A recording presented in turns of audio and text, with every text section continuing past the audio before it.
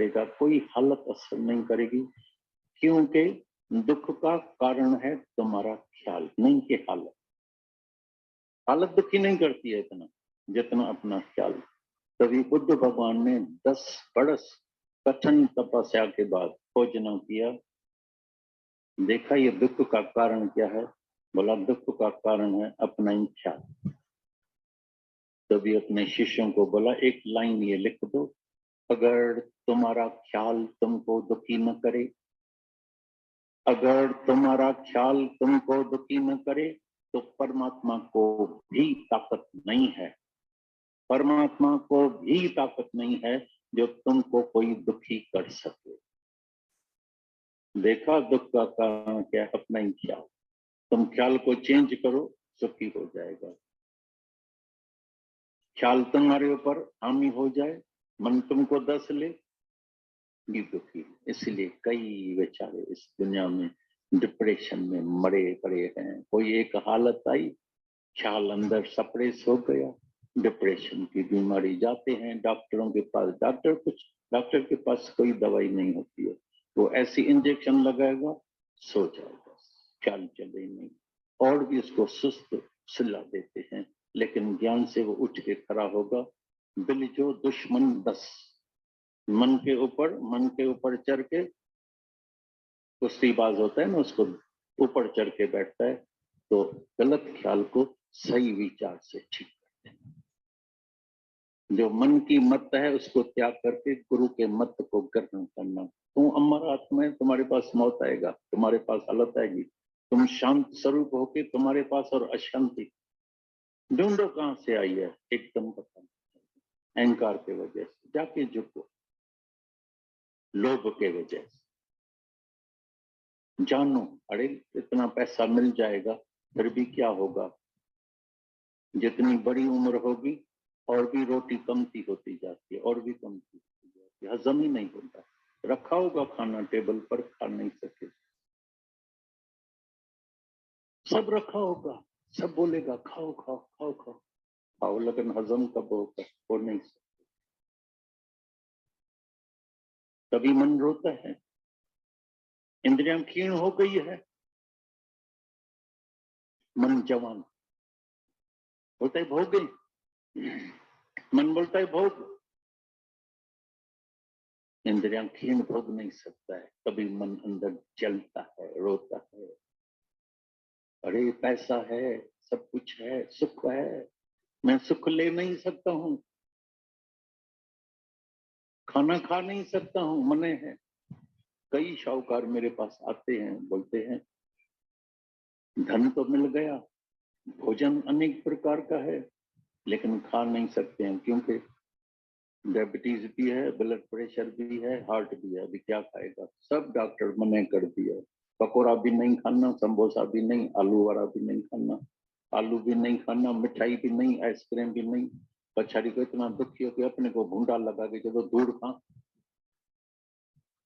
बट्टी जाके खाएंगे बाकी, सूप पीना सब्जी का, और इतनी छोटी सी चपाती, चावल भी नहीं खाना, पुलाव खाए नहीं, इतनी चपाती खाना, बस मरना जाके, तो बाकी धन किसके लिए, इतना जो दौड़ भाग की सारी जिंदगी कमाती किसके लिए।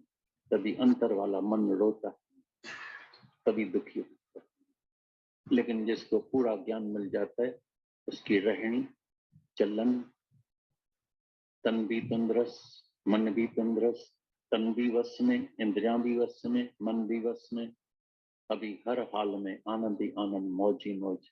आज सुबह को हम गए थे एक सनसेट पॉइंट पर, निकी लेक के लेफ्ट में जो रास्ता जाता है, सब हैरान हो गए, जैसे कुल्लू मनाली में पहुंच गए थे, इतने बादल थे और दूर से लग रहा था जैसे बर्फ लगी पड़ी, क्या इतनी सीन थी। और सबको मैंने 10-15 मिनट शांति में बिठा दिया, फिर ओम की ध्वनि। अभी कितने पैसे से ये मिल सकती है, ऐसा आनंद मिल सकता है कभी, ऐसी सीन मिल सकती है, कितना पैसे खर्चने से भी नहीं मिल सकती है, मुफ्त में मिले। कभी भी किसी ने अंदर का आनंद लिया नहीं है, प्रकृति का मजा ही नहीं लिया। इधर आएगा, चलो चलो माउंट में, भाई क्या करने का है, दो चार पेग तो पी लें, घना नीचे नहीं मिलेगा, शराब बराब पी के कबाब वबाब खा के भोग के काला मुंह करके भाई नीचे चला गया। अरे देखा क्या, देखा क्या, पुरानी लेक वो भी सूखी पड़ी थी। आनंद ज्ञानी लेता है, खाने का मजा भी ज्ञानी लेता है। सही खाना, जिससे हेल्थ मिले, तंदुरुस्त मिले, प्रकृति का भी मजा ज्ञानी लेता है। मौसमी के रस पी लेता है, छाछ छोड़ के बोलते हैं छाछ जाके ये संसार खाइए कर भाई, बाहर से धक्का खा के घूम के भाई है क्या माउंट में, एक बार कोई होके जाता है क्या, 2 पैसे की पहाड़ी, एक दिन में धक्का खा के देखा, सनसेट भी देखा, सनराइज भी देखा, मंदिर भी देखा, वही पुराना दिल वाला देखा, गुरु शेखर देखा, बाकी है क्या, पुराने रास्ते वही लेक, वॉकिंग तो आती नहीं है, वॉकिंग करेगा तो गिर जाएगा, यहाँ थक जाएगा। भाई 2 पैसे का पार है क्या, और हमसे पूछते आप कितना, 1 महीना क्या किया उधर जाके, 1 महीना, हम बोला दिन फूट गए, बिल्कुल ऐसे हो गया, 1 महीना पास हो गया, पता ही नहीं लगा। सब बोलते अभी कल तो आए, आज जा रहे हैं, अभी आज जा, क्योंकि कभी भी किसी ने अंदर का रस, प्रकृति का मजा, शांति का मजा नहीं लिया है। और शाहूकारों की तो हालत ऐसी जैसे ना सागर में लहरें चलती रहती है, ऐसी तरह से उथल पुथल में, उथल पुथल शाहूकार का मन भी उथल पुथल में। कैसा लगा कि तुम किसी को दे सकते हो, पर जब इतनी अंदर में विशालता आ जाएगी, इतना अंदर में एक भाव होगा, अंदर में किसी को खुश करने का शौक होगा, किसी को प्रेम देने का शौक होगा, वो फिर कुर्बानी करने में देर नहीं करता, उससे सहज हो जाती है, क्योंकि उसको अच्छा लगता है। सब मन के अच्छा लगने के ऊपर है।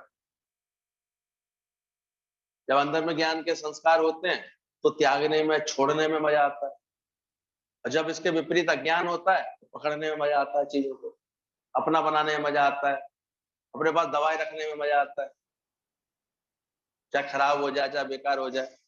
और जब ज्ञान आ जाएगा अंदर में, सदुपयोग करने में, उसको दे देने में मजा आएगा। यानी कि हृदय में इतना प्रेम उदारता होती है, वो कर सकता है, बाकी थोड़ी कोई कर पाएगा। तो ये जो वचन चलते हैं ना, ये ज्ञानियों के लिए, साधकों के लिए, अच्छे जिज्ञासुओं के लिए है। तो पहले वो बनाए अपने चित्त को, क्या मेरी जिज्ञासा है। भगवान रामचंद्र को ज्ञान मिला क्योंकि गुरु वशिष्ठ ने देखा, थोड़े से ही ज्ञान की बात करने से ही उनका चित्त इतने वैराग्य से भर गया।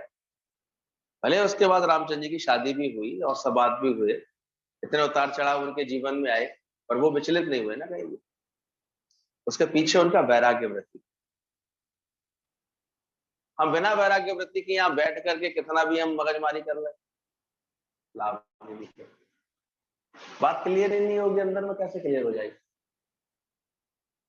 मन तो सुख मांगा था, आगे सुख मांगेगा, फिर दुख आवा, फिर सुख मांगता है, फिर दुख आ जाता है क्या। देखो हम तो देख रहे हैं घर घर में मिलता क्या है, सब ऐसे दिल खट्टा करके, मन खराब करके। थोड़े भी अगर कर्मों के विचारों का मेल नहीं मिले अगर अंदर से, तो आजकल क्या हो रहा है, कितने हर दूसरे घर में तलाक की आवाज सुनाई दे जाती है। हर थोड़े दिनों बाद या तो झुक करके, मुड़ करके, नम्रता करके, ऐसे निभा करके किसी तरह बात को बना ले जाए तो बना ले जाए। अच्छे समझदार करने वाले उस वक्त मिल जाए, उनको काउंसलिंग करने वाले, तो समझ भी आती है सिचुएशन। ये तो ज्यादातर बिगड़ जाते हैं। ऊपर से अगर दोनों को कमाने का अहंकार हो तो और मुसीबत हुई पड़ी है आजकल। कहते मैं क्यों दबूं, मैं क्यों झुकूं, मैं तो कमा लेती हूँ, मैं तो पढ़ी लिखी हूँ, मैंने पढ़ाई लिखाई क्या इन सब कामों के लिए की। ये धारणा बनती जा रही है। तो भाई शादी क्यों करते हो खामखा, किसने कहा करो। गुरु तो पहले ही समझाना चाह रहा है, ये मजा नहीं है, सजा है ये पूरी अपने आप। कैसे मिलेगा, मन मिलाना तुमने सीखा नहीं, बड़ों के आगे झुकना, नम्रता करना, मुड़ के चलना, ये सीख नहीं पाते हैं, सहन शक्ति रखते नहीं अंदर में, तो ज्यादातर झगड़े होते हैं। घर घर में जाकर देख लो कि आज नया दुख बन गया आजकल, पहले ये दुख नहीं था इतना। पहले ऐसी मानसिकता ही नहीं थी, वो एक ही बात डाल दी जाती थी, शादी होगी तो मुझे निभाना है, शादी होगी तो अब बस इस घर से मेरी डोली निकली है, अब उस घर से मेरी अर्थी निकलेगी। तो वो फिर जैसे इस भाव में जाते थे कि अब समर्पित भाव में, तो निभा ले आते थे। तो धीरे धीरे जब वो सही प्रेम करते थे, आचरण करते थे, तो प्रेम भी मिलता था पलट कर, और सभी खराब भी नहीं होते। कहीं कहीं इतना प्रेम मिलता है कि फिर अच्छा लगता है, तो भूल जाते हैं। मैं तो भूल चली बाबुल का देश, पिया का घर प्यारा लगे, ऐसे गीत गाते हैं। अगर सही समझ हो तो कौन से गीत गाते हैं? वो सही, वो सजा देते हैं, सजा लिया उन्होंने अपना जीवन, समझ ली बात को। नहीं तो फिर कभी गुरु के पास आके बैठोगे, फिर गुरु नए सिरे से ये बातें समझाएगा तुम्हें जीवन में। झुकना सीखा तुमने, मुड़ना सीखा, नम्रता आई, प्रेम आया, सहन शक्ति आई। उसके बाद भी अगर मान लो कोई योग ऐसा ही लिखा हुआ है, शोध के लगन रखी थी सीता जी की और रामचंद्र जी की, गुरु वशिष्ठ जैसे ज्ञानी ने शोध के लगन रखी थी, उसके बाद भी उनकी उनके उनके जीवन में क्या रहा? कितने दिन सुख रहा जनक सीता माता को दशरथ के घर का? कितने दिन रहा बेचारी?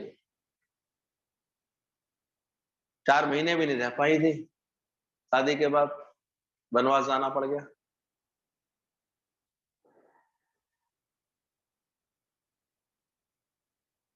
और उसके बाद 14 वर्ष काट करके फिर आए जब, तो अभी लब कुछ पैदा भी नहीं हो पाए थे, उसी दौरान उनको जाना पड़ गया।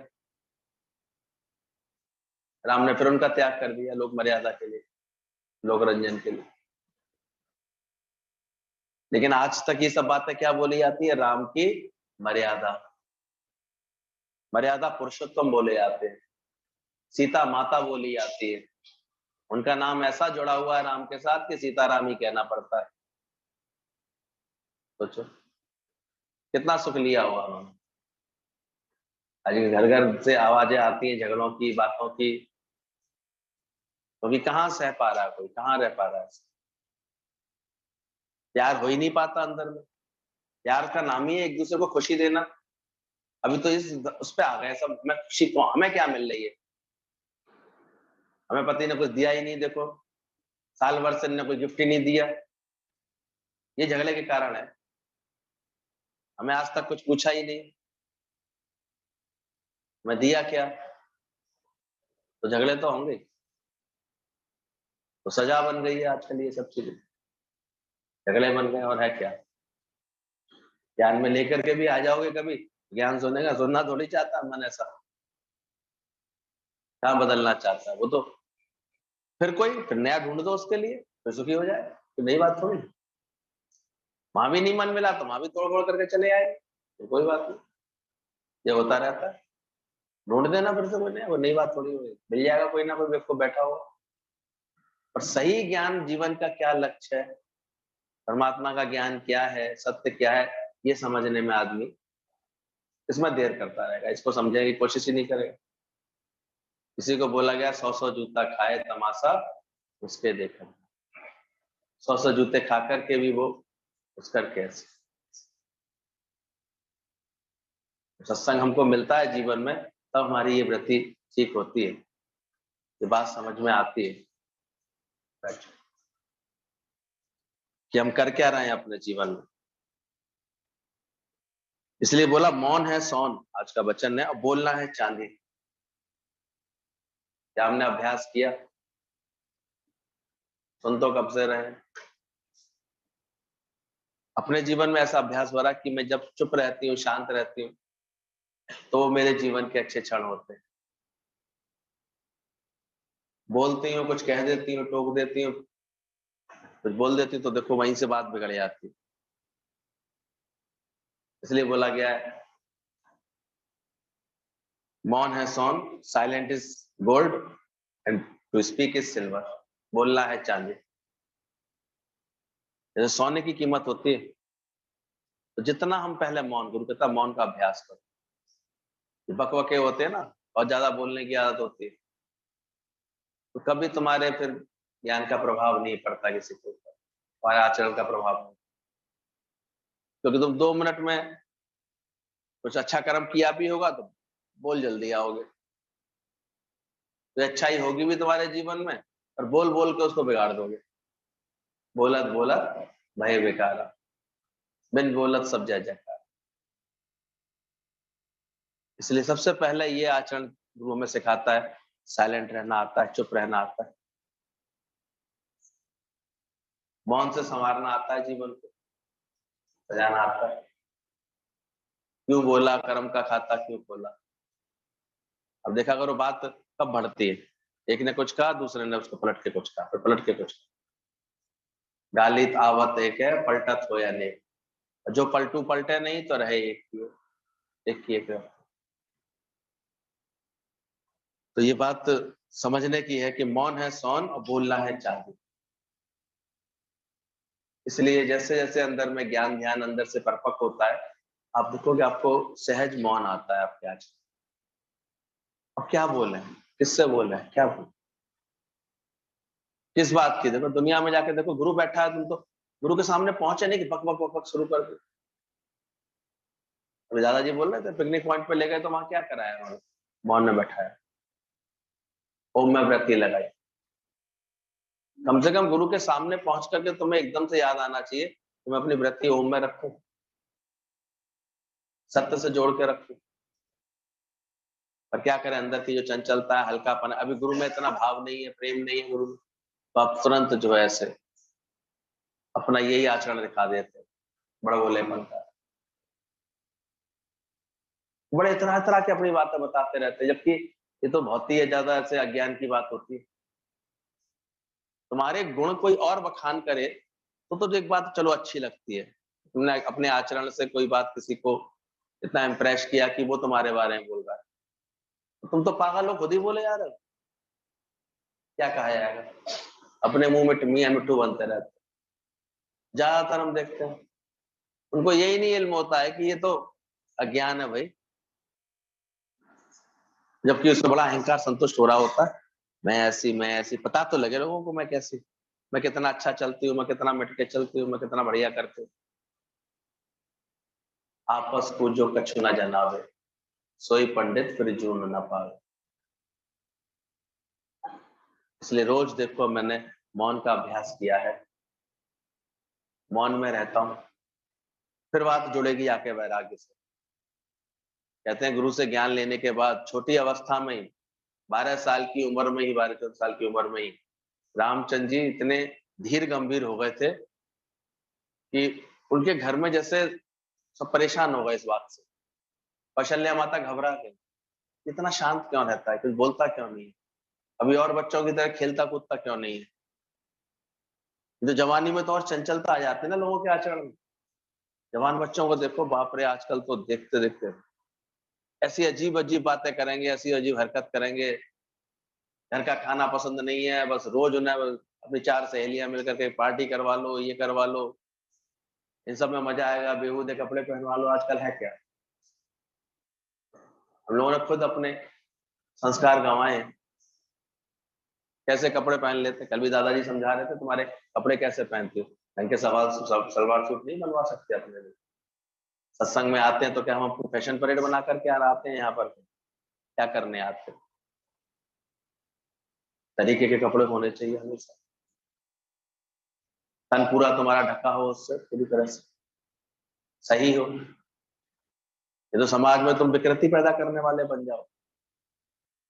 मुझे एक बार कहा, जितनी एक्ट्रेस होती है ना, उनको बड़ा पाप लगता है, मुझे बड़े कर्म बनते हैं कि कैसे तरीके तरीके से अपने पोज दे करके, ऐसे दे करके कितनी जो है समाज में गंदगी फैलाती है। इनका कैसे, इनके तो कितने कर्म बन गए, सोचो। एक वकील के कितने कर्म बनते हैं, बेचारा कितना सच झूठ करता रहता है। तो ध्यान रखना, हम समझते जरूर है ये बड़े ऊंचे लोग हैं, बड़े अच्छे लोग हैं, लेकिन हकीकत में ये तो घोर नरक को जाने वाले बन जाते हैं। एक सही संतुलन में रहता है व्यक्ति, अपने सही अदब से चलता है, सही वातावरण के अनुसार पहनता ओढ़ता है, रहता है, उसी का जीवन सही कहा जाता है, अच्छा बोला जाता है। क्यों शादी के बाद सर के ऊपर एक पल्लू बोला गया है, सील होती है उसमें। क्यों देखे आज मुसलमानों में हिजाब के पीछे वो लोग थोड़े कट्टरपंथी रख करके वो लेकिन इतना वो बचपन से ही संस्कार देते हैं बच्चों को। आप देखो उनके यहाँ पूजा, उनके यहाँ जो जाते हैं वो लोग मस्जिद में केवल इसलिए नहीं जाते हैं, शुरू से उनको संस्कार पड़े आते हैं बचपन से अल्लाह की इबादत में रहने के। अब हिंदू जाता है पिकनिक मनाने मंदिर, उधर घूमने का अड्डा बना रखा है, तो उसकी आस्था श्रद्धा थोड़ी बढ़ती है सब चीजें, ना कोई संस्कार बढ़ता उसके अंदर का। खिचड़ी से पका के बैठ गया आपने। ये सब चीजें भी समझनी चाहिए। फिजूल का बोलना, अति का बोलना, अति का उछलंगता दिखाना, सब नहीं होना चाहिए। ये तो देखो कैसे कैसे अब हंसी मस्ती में ही आजकल तो दोस्ती कर लेते हैं, फिर मैसेज आने लगते हैं, उसका रस लेने लगते हैं। बच्चे कितने खराब कर रहे हैं। और किसी बच्चे को हम देख रहे थे उस दिन अपने दुकान में, मैंने कहा बच्ची है कितनी बड़ी तुम, तो 12th में पढ़ती थी, लेकिन उसकी हरकत है, उसकी बातें देख करके मैं दंग रह गया। ऐसे ऐसे और उसको बड़ा वो समझ रही है, हम बड़े मॉडर्न बड़े अच्छे, ऐसे बात करते हैं। ये कंपटीशन से छड़ा हुआ है, मेरे बॉयफ्रेंड कितने, तेरे कितने और मेरे कितने, कहाँ जाने वाला है, क्या संस्कार मिल रहे। और माँ बाप भी बड़े खुश हो रहे हैं, बड़े हाई फाई स्कूल में पढ़वा रहे हैं। सब पिकनिक पे जाएंगे हमारे बच्चे, अभी जो है वहां पर बड़े टूर पे लेके आ रहे हैं, और वहां जाकर के बियर पीते हैं, टीचर्स खुद पीते हैं बच्चों के साथ, वो खुद उनको ड्रिंक करना सिखा देते हैं, खुद उनको ऐसे उल्टा सीधा खाना पीना सिखा देते हैं। कहाँ लेके आ रहे हो अपने समाज को। देखो बाद में रोना पड़ता है, बाद में खबर मिली कि कहीं भाग गई मुसलमान के साथ, भाग गई किसी अपने ट्रेनर के साथ, भाग गई किसी के साथ, ये सब खबरें मिलती है। और गुरुजी बता रहे थे कि एक बार केवल उस समय घटना घटी थी बम्बई में, उसको इतना हाईलाइट कर दिया गया था, किसी बहुत अच्छे सेठ की लड़की ऐसे किसी ममरंग के साथ भाग गई थी, तो वो 6 मंजिल से अपनी उसे इमारत से कूद के उस सेठ ने अपनी जान दी थी। अब तो वो मरता भी नहीं है, ऐसी कोई बात हो जाती। अब वो घटना इतनी चली थी कि फिर गीता भगवान ने सबको सत्संग में इतना स्ट्रिक्टली सुनाया था, बोले देखो तुम तैयार हो, हमारे घर में भी ऐसा हो जाएगा, तुम क्या करोगे, आत्महत्या करोगे, क्या करोगे, कैसे चलोगे। सब लड़कियों को डांट फटकार लगाई थी कि देखो तुम्हारे ऐसे आचरण है, तुम्हारे कैसे जियोगे।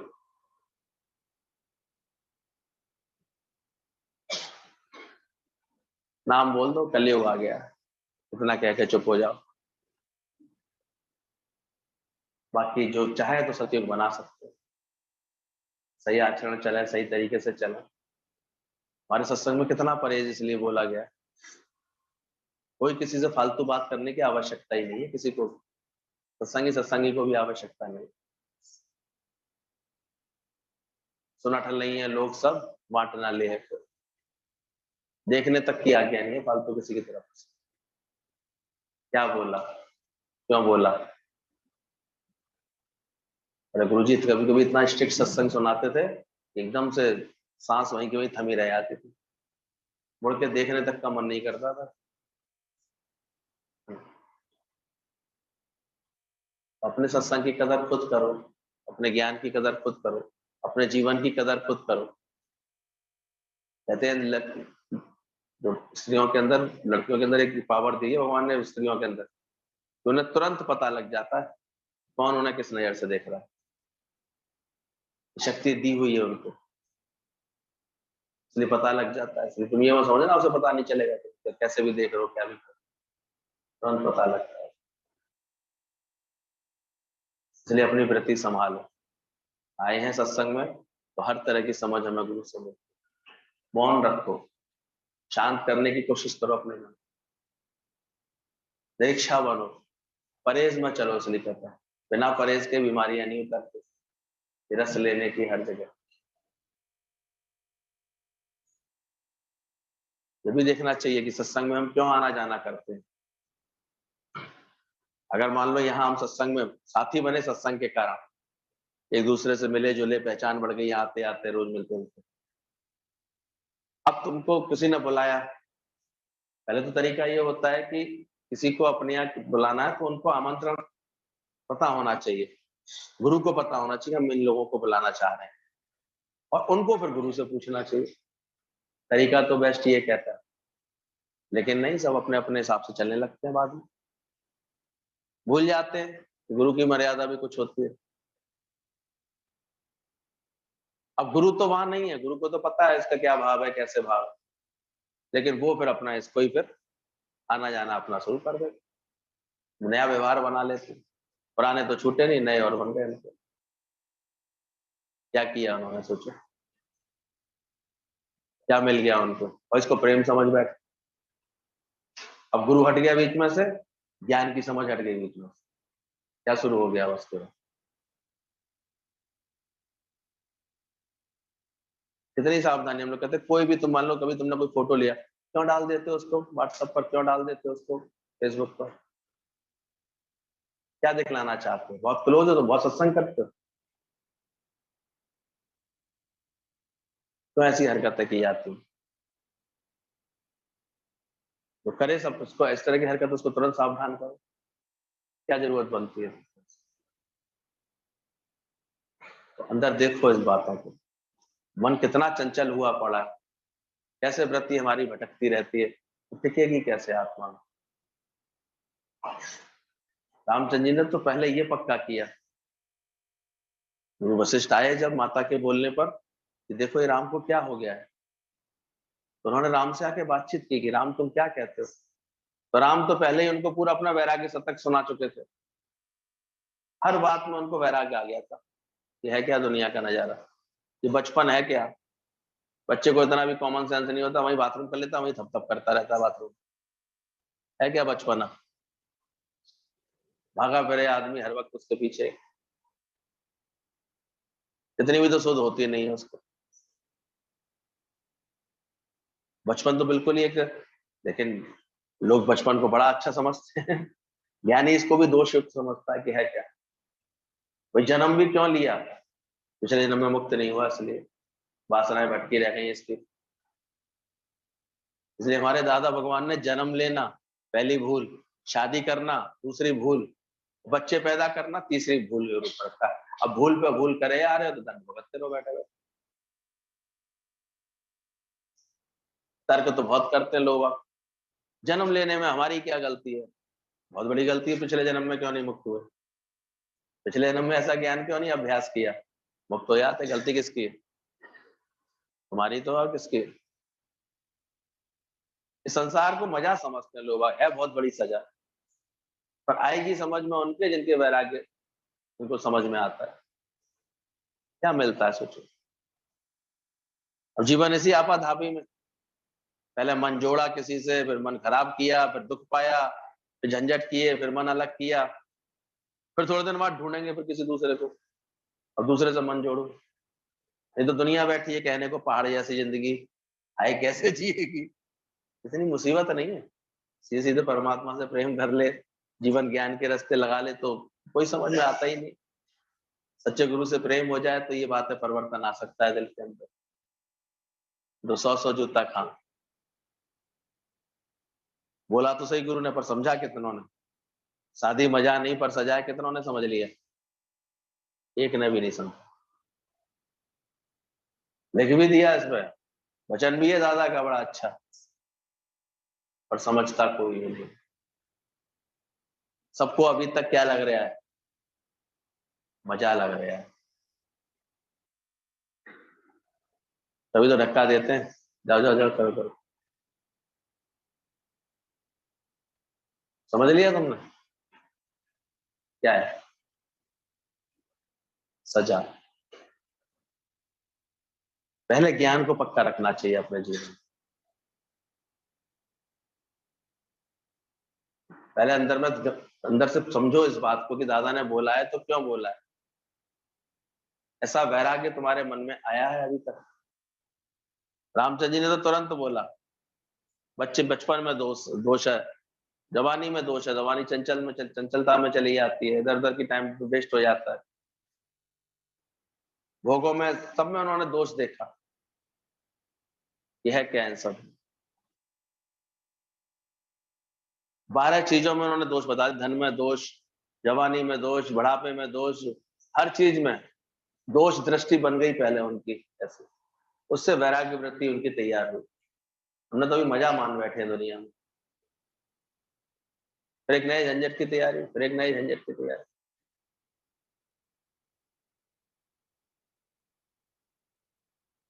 अब जूझते रहो, रोज एक नया। कहाँ कहाँ फुर्सत मिलती है भगवान से दिल लगा पाने की, परमात्मा की भक्ति करने की फुर्सत मिलती कहाँ है इस दुनिया में। आज ये काम है, आज यहाँ आ जाना है, ये करना है, इतने बिखरा पर लगे पड़े हैं। ये तो गुरु के प्रेम की वजह से कुछ लोग निकल के आ जाते हैं, बैठ लेते हैं, थोड़ी देर भगवान का भजन हो जाता है। वो अंदर का अपने खुद की जागृति आ जाए तो मिलेगा। हम तो देखते हैं, कहेंगे गुरु नहीं बचाया है, गुरु नहीं किया, लेकिन मन किसमें पड़ा है अभी देखो। मन तो मैं अपने और संबंधी बनाऊं और रिश्तेदार बनाऊं, ये बनाऊं, मजा तो वहां समझता है, कहाँ समझता है। जब कोई संकट आता है तब तो गुरु याद आता है, उस समय तो गुरु के लोग काम याद आते हैं सारे। तब एक रिश्तेदार नहीं खड़ा होता सामने साथ, फिर भी मन चंचलता किसमें रखता है, इस बात पे ज्यादा चटकार लेता है। चार मेरे प्रेमी है, सत्संगी, इसकी खुशी अभी इतनी नहीं मान सकता, चार जो नए दोस्त कांटेक्ट बन रहे हैं उसकी बड़ी खुशी मानता है। ये ऐसे बड़ा काम आएंगे मेरे, बड़े हेल्प करते हैं, बड़े ये करते हैं, बड़ा बोलेंगे। हमने कहा आने दो मुसीबत, देखेंगे कितने काम आते हैं। जब तक तुम नहीं मरते हो ना किसी के लिए, कोई तुम्हारे लिए नहीं मरेगा, ध्यान रखना। अपने सुख से सब जग बांधा, क्या दारा क्या। इसलिए तो बोला गया 4 दिन की चांदनी, शादी है क्या 4 दिन की चांदनी तो है। नए घर का भी सुख कितने दिन कोई ले लेता है, कितने दिन का बोला है, साल भर का। परमानेंट सुखी होना है तो क्या चाहिए, ब्यूटी पार्लर का सुख 1 दिन का, दूसरे दिन फिर भूतनी। शादी का सुख 4 दिन का, 4 दिन बाद नशा उतर गया होगा। नए घर में पदार्थ ले आओगी, 7 दिन का सुख रहता है केवल। नई गाड़ी खरीद लोगी, 1 महीने का सुख है। 1 महीने के बाद कहीं ना कहीं पन्नियां फट जाएंगी, स्क्रैच आ जाएगा, खराब हो जाएगा। कितना सुख ले लो, सुख है कहाँ। तो विवेकहीन लोगों को लगता है जगत में सुख है, ज्ञानवान और विवेकवान लोगों को तो लगता ही नहीं है इसमें कहाँ सुख है। इसलिए वो परमात्मा की शरण में अपना मन रखते हैं। मेरा मन अनत कहाँ सुख पावे, जैसे उड़ जहाज का पंछी पुनः जहाज पे आए। उनको सारा सुख का केंद्र बनता है परमात्मा, अगर ज्ञान आ जाए, विवेक आ जाए। कहाँ तलाश कर रहे हो, झूठी आशा क्या सवाल ही है इंसान। और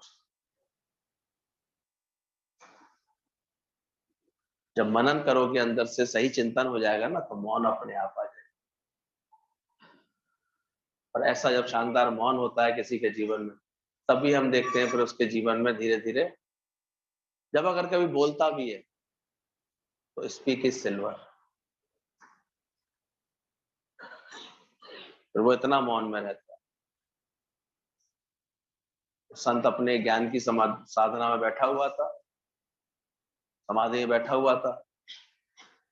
किसी राजा ने कह दिया बड़े पहुंचे हुए संत है, तो पहुंच गया राजा सेवा करने की, राजा रानी बड़े दिल से उनकी सेवा करने लगे। वो तो अपनी समाधि में बैठा हुआ था, आंख खोली, उसने देखा इतनी अच्छी सेवा किसने की है यहाँ पर। तो राजा ने आके तुरंत उनके पैर छुए, पैर छुए, उनके मुंह से निकल गया एक तथास्तु, मतलब भाई तुम्हारी जो कामना है पूरी हो। कामना थी उसको पुत्र की, संतान की। बाद में उस संत ने देखा इसके भाग्य में तो संतान है ही नहीं। अब उसके भाग्य में संतान नहीं हो, संत के मुंह से निकल गया था तथास्तु। कहते हैं इस कारण से उस संत को अपना चोला त्याग करके, बच्चे का रूप रख करके फिर राजा के यहाँ आना पड़ा, क्योंकि संत का बोला व्यर्थ भी नहीं जा सकता। देखिए संत बनना, ऊपर का ढोंग कर लेना बड़ा आसान है, अंदर से तुम शांत हुए। गुरु जी को ऑब्जर्व करते थे, कभी किसी को कुछ बात ऐसे बोल नहीं देते थे, क्योंकि उनका बोला व्यर्थ भी नहीं जाता। तो वो शांत रहते थे, सुनते रहते थे केवल। फिर मनन करके जो बोलना होता था अपने ज्ञान में बोलते थे। ज्ञान में ज्ञान वैराग्य सुनाते थे, बात करते। जो समझ ले तो समझ ले, मिलेगा क्या। कहते हैं उस संत को जो है बच्चा बन के आना पड़ा, और उसको ये जागृति थी कि देखो मेरे को मुक्ति मिलते मिलते चूक गया मैं, और फिर उसे मुझे जन्म लेना पड़ा। तो बताते हैं बचपन से ही वो चुप रहा, बिल्कुल बोला नहीं बच्चा। अब बच्चा हो बोले ना तो माँ बाप को बड़ी उलझन मचे। राजा रानी का बड़ा दुख बन गया, वो बोलता नहीं है, बोलता नहीं है। बोलो बेटा बाबा, बोलो बेटा क्या कैसे करते हैं, बुलवा उसे, बुलवाते हैं। ना बोले, वो तो आया है शांत रहने के लिए, ओम में रहने के लिए, उसे बुलवाते हैं, बोलो। सारी दुनिया कहती बोलो बोलो बोलो बोलो, और गुरु क्या कहता है, बोलो और बोलो, कर्म बोलो। कहते हैं जो बोओगे वही तो काटोगे। इतना बोलने की आदत होती है। इसलिए पहले बेसिर प्रकार जितना बोलते रहते थे, पहले गुरु कहता चुप करो, शांत करो, मिथ्या जानो सब बात। थोड़ा तो धन इकट्ठा हो गया, कहाँ देऊं, किस पे जमा करूं, क्या करूं, धरती का दहेज पड़ा रहने दो, इतना मन क्यों चला रही है। पहले पहले खुद रहना सीख लो ढंग से। इतना बोलने की आदत पड़ी रहती है लोगों को। अब वो बच्चा जब बोले नहीं तो राजा को बड़ा दुख। आखिर राजा ने घोषणा करवा दी, जो इसको बुलवाएगा उसको मैं आधा राज्य दे दूंगा। सब लोग देसी विदेशी सारा इलाज करने लगे, कैसे ही बोले, पर वो बच्चा अंदर में सुजागी में था। उसको ये याद था कि मैं पिछले जन्म में चूक गया हूं, इस जन्म में मुझे नहीं बोलना है। तो नहीं बोलता था वो, चुप रहता था, बोलता ही नहीं था, कभी कुछ बोला ही नहीं वो। लेकिन अचानक थोड़ा बड़ा हो गया था, इतना बड़ा, तो फिर मंत्री के साथ टहल रहा था। अचानक उसने खेल देखा कि एक बहेलिया जो है तोते का शिकार कर रहा था, और तोता दिख नहीं रहा था उसको, छुप गया था वो। लेकिन तोता टै टै बोल गया, टै टै बोल गया, तो बहेलिया ने तुरंत उधर देखा और उसने तीर छोड़ दिया, बहेल तोते को लगा तीर, तोता मर गया। अब ये सारा खेल देख करके उस बच्चे के मुख से केवल इतना निकला, क्यों बोला। तो यही दर्द उसके अंदर था कि मैं भी क्यों बोला था, तथास्तु भी क्यों बोला था। तो यही उसके अंदर से निकला कि क्यों बोला, देख बोला तो मरना पड़ा तेरे को, बकवाके क्यों बोला। ये बात सुन ली वजीर ने, और वजीर तो बावला हो गया, दौड़ा दौड़ा राजा के, राजा साहब बोलते हैं, राजकुमार तो बोलते हैं, राजकुमार तो बोलते हैं। वैद्य हकीम कह चुके थे गले में कोई इनके दोष तो है नहीं, सब ठीक है, तो बोलते ही नहीं। धीरे धीरे जो है बात तो राजा राजा तक पहुंच गई। राजा ने बुलाया, बोलो राजकुमार, बुलवा उनको। राजकुमार फिर चुप, कुछ बोले ही नहीं। राजा को ये सब बात देख करके इतना गुस्सा आया वजीर के ऊपर कि इसने लगता है आधे राज्य के लालच में इतना बड़ा झूठ फैला दिया। वैसे ही मैं दुखी था और दुखी कर दिया मेरे को, बोलता है नहीं, और ये बात कह रहे हैं कि बोलता है बोलता है, मेरे दुख को बढ़ा दिया। उन्होंने वजीर के लिए बोल दिया इसको फांसी दे दो। अब बेचारे वजीर को फांसी की तैयारी हो रही थी। अब वजीर को बेचारा बड़ी उलझन हो रही थी, बोले मैंने तो कान से सुना था ये बोलते हैं, और मैंने सच बोला, फिर भी ये ऐसे। पूछा कोई आखिरी इच्छा हो तो बताओ। हाथ जोड़ के कहता है मुझे केवल बच्चे से एक बार मिलवा दो, अकेले मिलवा दो। बच्चे को बुलाया गया, राजकुमार को। वजीर उसके पैर पड़ गया, बोले मैं जानता हूं तुम बोलते हो, मेरी फांसी लग रही है, मुझे बचाओ किसी तरह से, तुम्हारे ही हाथ में है, कुछ तो करो ऐसे। बच्चा ने चुपचाप वजीर के कान में बोला, मैं बोला तो बोला, तू क्यों बोला। अमर, तो ये दृष्टांत है, ये समझ देने के लिए कि इतना बोलने पर भी इतना फंसना पड़ता है। यहाँ तो दिन भर बकबक, दिन भर बकबक। सत्संग को एक मनोरंजन स्थल समझते हैं। अरे कोई ज्ञान की बात बोल सको तो भले बोलो, कोई चढ़ी हुई बात बोलो। लेकिन ऐसे नहीं समझना चाहिए। अभी क्यों बोला, कितना बोला, ऐसे शुरू में तो साधना मौन से ही बोली गई है। एक विपස්සना पद्धति है, वहां बिल्कुल मौन करा देते, एक शब्द नहीं बोलने देते। 10-11 दिन का उनका शिविर होता है। आएंगे हमारे नारायणी भगवान लेके जाते हैं सत्संगियों को, वो शिविर कराते हैं महाबलेश्वर में, हर साल 1-2 बार से शिविर करते हैं। कहते हैं वहां बिल्कुल मौन का अभ्यास, कोई शहर वाले एक दूसरे से मिलके नहीं रह सकते, सब अलग अलग शहर के लोग ऐसे दूसरे, और कोई किसी से बातचीत नहीं, मोबाइल तक सबके जब्त हो जाते हैं। भक्त दो सब अलग से, अपनी साधना करने आयो, सेल्फ अपने ऊपर अंकुश लगाओ, कट कट कट कट चलती रहती है। खुद का अपने ऊपर अंकुश होना चाहिए। ये सारी गड़बड़ियां बोलने से हुई होंगी। जीवन में जितने झगड़े बड़े होंगे, किससे बड़े थे? बोलने से ही बड़े। काश हम गुरु की बात पहले समझे होते, व्यर्थ ना बोलते, ना बोलने के लिए उकसाते, ना कोई ऐसा काम करते किसी को उकसाने का, तो बात नहीं होती है। तुम्हें देखा करें। इसलिए हमारे दादाजी कहते हैं कि शादी तो कर रहे हो तुम, तैरना सीख लिया? ये तैरने की कला गुरु सिखाता है। तैरने के लिए तुम्हें पानी पीछे हटाना आना चाहिए, बातों को, ख्यालों को, लोगों के स्वभाव संस्कारों को तुमने पीछे हटाना सीखो पहले, तब तैर पाओगे, नहीं तो तैर ही नहीं पाओगे, डूब जाओगे उसमें। जब जागे तब सवेरा, जब मिले हमें समझने को ज्ञान, पहले मन लगा के ज्ञान समझ लेना। ये बात समझ लेनी चाहिए कि कैसे मौन है सोन और बोलना है चांदी। 16वां वचन बोला, कोई भी कर्म खाते में नहीं आए। इतनी सावधानी से चलो, इतनी सुजागी से होकर के चलो कि अब मेरा कोई भी कर्म खाते में ना आए। यानी ज्ञानवान इतना सजग हो जाता है, क्रियामान कर्म बनने ही नहीं देता, क्योंकि अहंकार है ही नहीं, मुझे कुछ करना है ऐसा कोई संकल्प है ही नहीं, सब कर्म के आरंभ का त्यागी है वो।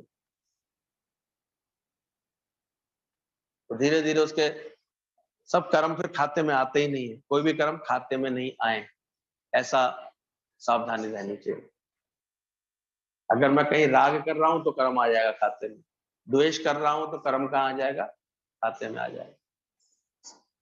कर्ता भाव कर रहा हूं तो कर्म खाते में आ जाएगा। अब ये भाषा भी जब सत्संग सुनोगे तब समझ में आती है, ये तो लोगों को तो पता ही नहीं होती है, दाएं दाएं कर्म बनाए जा रहे हैं अपने। इसलिए कर्मों की गठरी इतनी बड़ी हो जाती है गुरु मिलने के तो पहले, तो गुरु छटाई करवाता है धीरे धीरे। जिस क्षण तुम विचार करते हो मैंने कुछ किया, उस क्षण कर्म तुम्हारे खाते आते। तो क्यों बोला कर्म का खाता, क्यों बोले खोला, कर्म के खाते हम क्यों खोल लेते हैं? कोई भी कर्म खाते में ना आए, ऐसा सावधान होकर के चलना चाहिए। कहीं मेरा कोई कर्म तो नहीं बन रहा, चेक करना अंदर से। नहीं किसी के लिए मेरे चित्त में राग द्वेष तो नहीं आ रहा, किसी बात का मुझे अभिमान तो नहीं आ रहा, किसी बात का लोभ तो नहीं आ रहा। तो पांचों विकार धीरे धीरे हमारे कर्म को बढ़ा देते हैं, कर्म बन जाते, और ना बने मेरे कर्म, ये सावधानी रखो। बार बार कर्म बना लेंगे तो कर्म फिर बार बार तुमको हमारे खाते में भरते जाएंगे।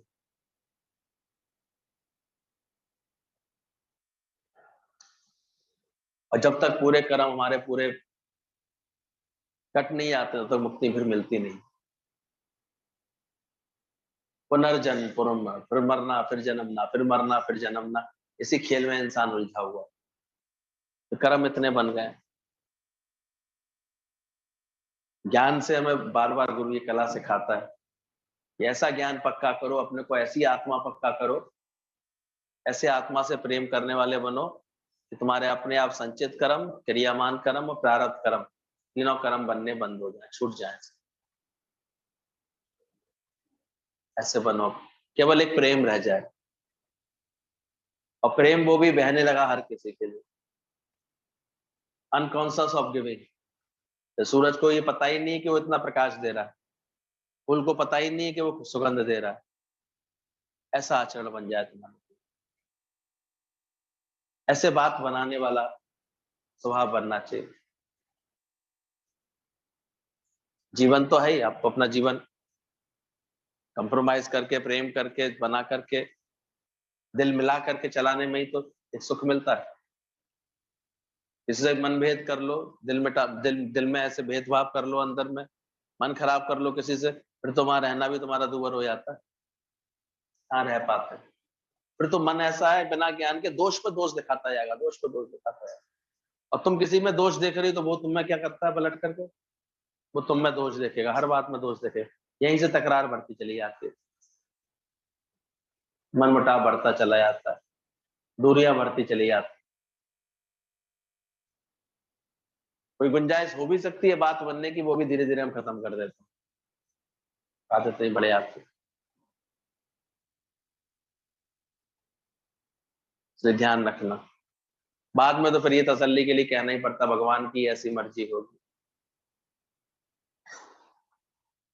तो तूने बोया क्या है प्राणी, तेरी आत्मा ही जाने परमात्मा, तेरी कर्म कहानी तेरी आत्मा ही जाने। अब संकल्प ग्रहण कर, घबराओ नहीं। कभी मान लो फिर से आंधी आ गई, गंदगी आ गई, तो क्या हम सफाई करना छोड़ देते?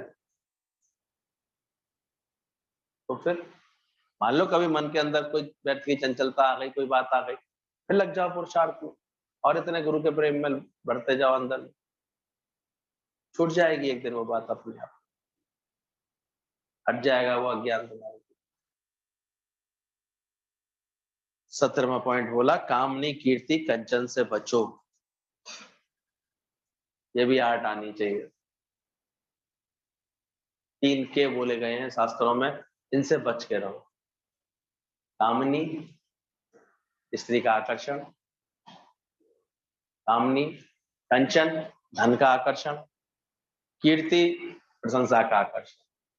इनसे बच के चलने के लिए सलाह दी गई है हमेशा। कहीं इनमें गिरावट तो नहीं आती, ऐसा तो नहीं है कहीं तुम्हारे जीवन में गिरावट बनती है। गुरु शिष्य को हमेशा समझाते रहते, इसलिए हमारे यहाँ मुख्य रूप से पहले ज्ञान के अधिकारी पुरुषों को बोला जाता था। ये तो बाद में कुछ जितनी विदुषी महिलाएं बनी आज, जैसे गीतावान दादा, उन्होंने सबको अधिकारी बनाया, बोले नहीं ये भेद नहीं होना चाहिए। इसलिए एक एक को ये बात समझनी चाहिए अच्छे से कि कामनी, कंचन, कीर्ति, ये गिरावट के घर है 3 के। ये तुम्हारी ज्ञान में वृद्धि होने ही नहीं देते। वो गुरु का शिष्य था, बड़ा पक्का शिष्य था, बहुत अच्छी साधना की थी उसने, लेकिन पहले गुरुओं के पास एक तरीका होता था, ज्ञान सुनाने के बाद वो फिर फ्री छोड़ते थे, जाओ जाकर के आओ अपना अनुभव बनाओ। तो गुरु ने उसको छोड़ दिया था, मतलब जाओ जाकर के अब तुम देशाटन करके आओ, घर परिवार से तो मुक्त हो ही गया था वो पहले, अब जाओ जाके अपना अनुभव बना के आओ। गुरु की आज्ञा लेकर के जब वो जा रहा था, तो गुरु ने तो जाते आते बोल दिया था, ध्यान रखना हमेशा 3 के से बच के रहना, अगर कंचन, कामनी, कीर्ति से बच के रहना, नहीं तो फिर तुम्हारा पतन होने में देर नहीं लगेगी। तो मन है, समझ तो गया था गुरु की बात, लेकिन जब सामने कारण आता है उस वक्त मन क्या स्थिति दिखाए। थोड़ी दूर गया, जंगल के रास्ते से गुजर रहा था, तो वहां पर उसने देखा ही तो, अब ज्ञान तो इतना था, उसे पता लग गया यहाँ पर तो सोने की खदानें, सोने का भंडार छुपा पड़ा है इस पहाड़ी के अंदर। अब उसे थोड़ा सा लगा अंदर में, भाई पैसे तो कमा ही लूं, पैसे तो निकाल, सोना तो ले ही लूं। मन ने उसको कवर कर दी, अब अपने लिए थोड़ी चाहिए, गुरु के लिए लूंगा, भाई गुरु का आश्रम बनवाऊंगा, गुरु के लिए बढ़िया गाड़ी खरीदूंगा, गुरु के लिए खरीदूंगा, ये सब धन आए और अंदर में ये खुरापाते आनी शुरू हो गए। कहते हैं उसने वहां पर जो है कुछ मजदूरों को बुला करके वहां से खुदाई करानी शुरू करा दी सोने की। अब लोभ उसका धीरे धीरे बढ़ता जा रहा अंदर ही अंदर। अब वो धन सोना तो ऐसी चीज है जो हर एक को बढ़ा देता है। उन मजदूरों में एक आध हट्टा कट्टा, उनमें कोई सरदार था उनका मजदूरों का, उसकी नीयत बदल गई। उसने जो है सोचा ये मरियल साहब साधु बना घूम रहे है दाढ़ी बाबा लेकर, इसको अभी इसकी जो है इसके क्या हक बनता है सोने के ऊपर। उनने उसको बांधा रात में पेड़ से कस के, और जितना धन निकला था वहां खुदाई करके सोना निकला था तो सब लेकर के भाग गए वो सब। पिटाई अलग लगा गए अच्छी तरह से। तब उसको अंदर से लगा, अरे भगवान तू सही कहता था, मैं आज कंचन में फंसा तो मेरी क्या हालत हुई, इतना टाइम भी वेस्ट हुआ, मरा भी, पिटाई हुई सो अलग। मुश्किल से छूट करके वहां से निकला, अंदर अंदर गुरुवान था तो गुरु को उसने धन्यवाद दिया, गुरु जी मैंने समझ लिया, आप सही कहते थे, कंचन की आसक्ति में फंस करके मैं कभी अपना उद्धार नहीं कर पाऊंगा। आगे बढ़ा तो फिर एक अपनी जगह रह रहा था कुटिया बना करके। अचानक वहां पर एक भीलनी स्त्री आ गई वनवासी से। वो आकर, महाराज जी मैं आपकी सेवा कर सकती हूँ, मैं आपकी सेवा करने का मेरा बड़ा मन है, मैं भी पुण्य कमा लूं, ऐसे करके नजदीकी बढ़ा ली उसने। और फिर धीरे धीरे महाराज जी की सेवा के बहाने उनके मन में प्रवेश कर गई। फिर बोलती है कि अरे सूरज को अंधकार से कैसा डर, आप तो ज्ञानी है, आपको क्यों डरना चाहिए, आपको क्या डरना चाहिए। घुस गई मन के अंदर, धीरे धीरे गृहस्थी बन गई उनकी वहां पर। और वो ठहरी वनवासी, अपना मन बहला करके कुछ सालों के बाद वो चली गई, भाग गई। अब महाराज जी कहने लगे, हाय हाय हाय, हाय मेरी पत्नी, हाय मेरे बच्चे, वो हाय हाय करने लगे। तब उन्हें गुरु के दूसरे वचन का मर्म समझ में आया, गुरु जी क्यों सावधान करते थे, तो काम नहीं करेगी क्या, करती क्या है सिवाय दिमाग खराब करने के, होता क्या है। इसलिए ज्ञान ध्यान में जो बढ़ना चाहते हैं अपने को परहेज में रखते हैं, सावधान में रखते, अटकते नहीं है ना अटक। दादा ने ऐसा अभ्यास किया, करतूत पशु की मानस जात लोग बेचारा करे, अपना उद्धार तो कर लिया, तुमसे तो वो भी नहीं हो रहा। ध्यान रखना, नहीं अटकना चाहिए इन सब में। अगर वो जिनके हृदय न राम वेद ही तजिए ताय कोट बैरी सब, यद्यपि परम सा नहीं। तो ये मोह ममता अपने मैं मेरे की बड़ा जबरदस्त तुम्हारे ज्ञान की वृद्धि थोड़ी होने देती। अब दो अनुभव तो उसको बन गए थे, कामनी के और कंचन के। एक जगह फिर वो आगे बढ़ा तो एक जगह तालाब में खड़े होकर के तपस्या करने लगा, तो लोगों ने बड़ी वाहवाही करनी शुरू कर दी, अरे देखो कितने महाराज जी कितने सिद्ध पुरुष हैं, पानी में एक टांग में खड़े हैं, कितनी महिमा है इनकी। लोग बात भी फैला देते हैं। कोई गया था उनके पास ऐसे, महाराज जी कृपा करो, महाराज जी मेरे ऊपर कृपा कर दो, ऐसे कर दो। उनने बहलाने के लिए एक बाल तोड़ के उसको दे दिया कि जा तेरी इच्छा पूरी हो जाए। इत्तेफाक से उसकी बेटी की सगाई हो गई, शादी हो गई। उसने सब में फैला दी ये बात, महाराज जी बड़े तपी हैं, इनके बालों में बड़ा जो है तप है, वो अपना बाल तोड़ के जिसको दे दें उसके सारे मनोकामना पूरी हो जाती है। शुरू में तो उसको कीर्ति में बड़ा मजा आ रहा था, सब लोग वाह वाह कर रहे थे, लेकिन फिर तो वो कीर्ति कहर बन गई। धीरे धीरे और लोग आने लगे, महाराज जी एक बाल दे दीजिए हमें भी, मेरे पे भी कृपा कर दीजिए। और उन्हें बांट दिए 2-4 बार। महाराज जी की जय जयकार हो गई। वैसे भी साइकोलॉजिकल बात है, 10 लोगों को कोई बात बोलो, 4 की तो पूरी हो ही जाएगी, वो 4 फिर हल्ला मचा देंगे, महाराज जी बड़े पहुंचे हुए। सब सब संतों ने यही मक्कारियां करी हैं और क्या करें। ऐसे ही बस 4 चमचे उनकी बड़ी जय जयकार करने लगते हैं, बड़ी वो करने लगते हैं, बस हो गया, काम बन गया उनका। ये भी एक तरह की राजनीति है अपने आप। अरे ज्ञान सुनना था तुमने अपने जीवन को बनाने के लिए। यहाँ भी 4 दिन हमारे संग रह करके 5वें दिन मन क्यों खराब कर लेते, हमें मिला क्या, हमें क्या मिला आज तक, मिला क्या, मिलना क्या है यहाँ पर। कोई माल खजाना मिलने वाला है यहाँ पर? क्या मिलने वाला? अरे अपना तन मन धन स्वाह करो, अपने भगवान खुद बनो, है क्या? अपने मन को जीतो, अपने विकारों को भग्न करो, तुम भगवान कहलाने लगोगे। और उसमें मिलना क्या है? इसमें तुम ऑलरेडी भगवान थे, या क्या मिलेगा तुमको? 4 भगत तुम्हें भगवान कह रहे, इससे तुम भगवान बने हुए हो, ऐसे भगवान नहीं बनना। दादा ने पहले ही सावधान कर दिया कि 4 चापलूस खड़े हो जाए कि तुम क्या नहीं हो, तुम क्या नहीं हो। ऐसे लोगों से बच के रहना हमेशा, ये कीर्ति करके तुम्हें ऐसे गड्ढे में डालेंगे और कुछ नहीं। तुम्हारा ज्ञान तुम्हें सुख देने वाला बने, तुम्हारा खुद निज का आनंद हो तुम्हारे अंदर, या मिलेगा क्या किसी को?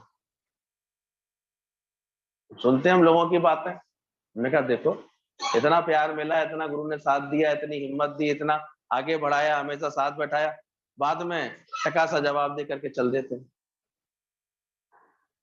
तो क्या किया? तुम तो एक गुरु के भी सगे नहीं बने, कहाँ जाएगा तुम्हारा जीवन? क्या मिलेगा तुम्हें? वो तब यही है, स्वामी स्वामी भजने लगते हैं, 4 लोगों से तुम निष्काम करते हो, वो तुम्हें प्रेम में अरे महाराज जी कहने लगते हैं, वहीं दिमाग खराब हो जाता है लोगों का। स्वामी स्वामी भजने लगे और लगन राम से, जो सच्चा गुरु था उसके शरण में बैठते तो वो लगन छूट गई, वो भूल जाता है इंसान फिर ऐसे। उसे भी कीर्ति ऐसे भाने लगी। परिणाम ये हुआ कि फिर तो पूरा का पूरे गांव उमड़ के आने लगे, महाराज जी एक बार, महाराज जी एक बार।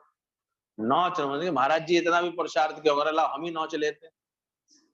सबने मिलके बेचारे के सारे बाल खींच डाले, और हाय हाय करके तेरा इमाम करके बाबा जी भागे वहां से। अरे भगवान मुझे बचाओ, सब खींच खांच के खून कच्चर करके उनका चले गए।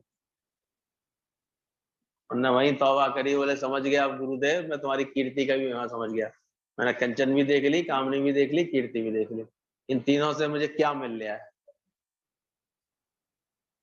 ज्यादा कीर्ति कराएगी क्या? यहाँ दौड़ो फिर यहाँ दौड़ो फिर यहाँ दौड़ो, यही कराएगी और क्या कराएगी? क्या मिलेगा? इसलिए हम देखते हैं कि गुरु पर छोड़ना चाहिए, गुरु हमको परखे, हमें गुरु को नहीं सताना चाहिए।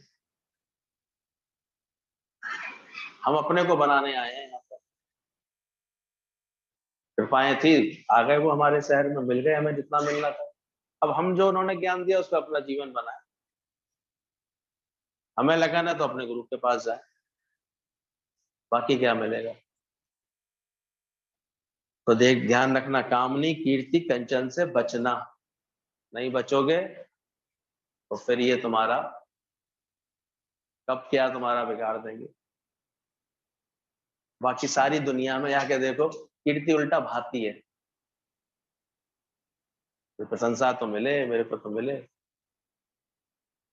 अब गुरु गया तो गुरु को तो माला डाल दी, भाई प्रेम था सबका ऐसे बाप का, भाई संग चलता था गुरु के, मेरे तो माला पड़ी नहीं, मेरे तो माला पड़ी,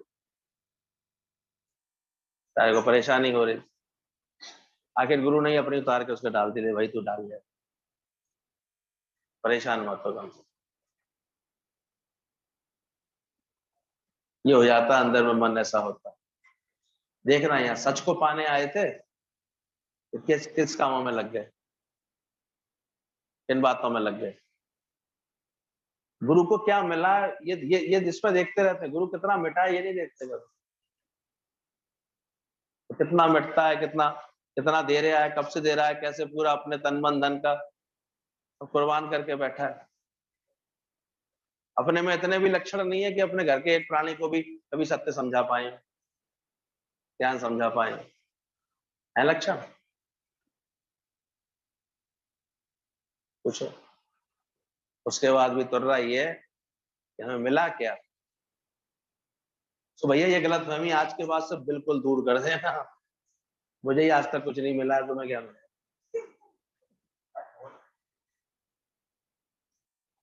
बाकी जो ज्ञान के संदर्भ में बात करता है वो जानता है कितना माला माल किया है गुरु ने हमें, है ज्ञान की दौलत सबसे बड़ी, और क्या मिलेगा? तुम मिटा दे अपनी हस्ती को, क्या मिलेगा? तुम करो सुबह शाम सत्संग, एक दिन का नियम नहीं नभाते ढंग से, रोज तो माया खड़ी है, रोज तो अंदर में शरीर आ जाता आड़े, कभी कोई, बाद में तो देह अध्यास ही, सत्संग नहीं करने देगा तो क्या करना सोचो।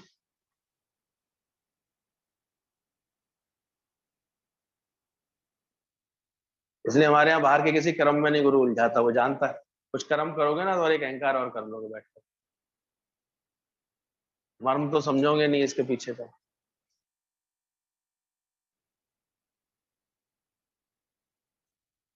मजा है कि सजा? अभी कोई ढंग से बोल नहीं पा रहा। अरे दादा की हाँ में ही हाँ मिला लो, वैसे तुम्हारी समझ में तो आई नहीं बात अभी तो। क्या है? नहीं आई होगी समझ।